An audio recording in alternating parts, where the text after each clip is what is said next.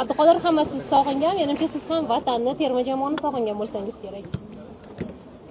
Ya, g'ayman qiynaganmi?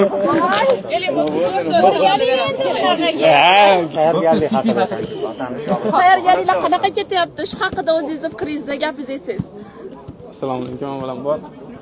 Tayyorgarlik yaxshi, unga tayyorgarlik yaxshi ketyapti. Xudo xolasa tayyormiz. Dunyoning eng zo'r jamoasida o'ynayapsiz. Taassurotlar qanaqa bo'lyapti Manchester Cityga? Moslashish qanaqa kechdi? Zo'r jamoa bo'ladi, zo'r taassurot bo'ladi aka. Yangi Murod, albatta Murodbek, shu haqda ham gapirib o'tsangiz, moslashish qanaqa bo'lyapti jamoadoshlaringiz va Kapadze bilan baribir siz ishlagansiz, boshqalar. Ko'pchilik ishlagan aka. Yaxshi hammasi. Qirg'iziston bilan o'yin. Javob birinchi uchrashuvga qaraganda bu o'yinda qanchalik farq bo'lishi mumkin?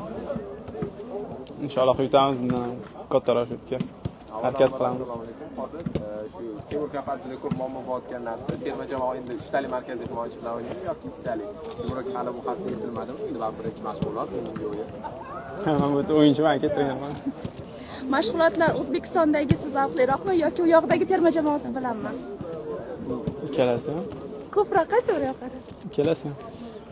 Siz oldindan kam gapmadingiz? Uni bilmayman. Hamma savollarga shunaqa kulib, ochiqcha javob berasiz? Vatan sog'inchi bo'yicha bo'lmasam gapiring. Xavfli futbolchi Joel Koja hisoblanadi hujumda. Bu qanchalik himoyachilarga muammo tug'dira oladi? Bilmayman, o'yinni ko'ramiz. Muxlis degan nima deysizlar? Bo'lajak o'yinlarni. Qo'llab-quvvatlashingdan xoliman.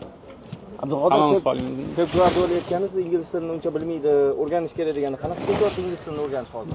Hammasi yaxshi. O'rganamiz ekan. Muxlislarga yetadigan gaplar. Ikkita o'yin oldi.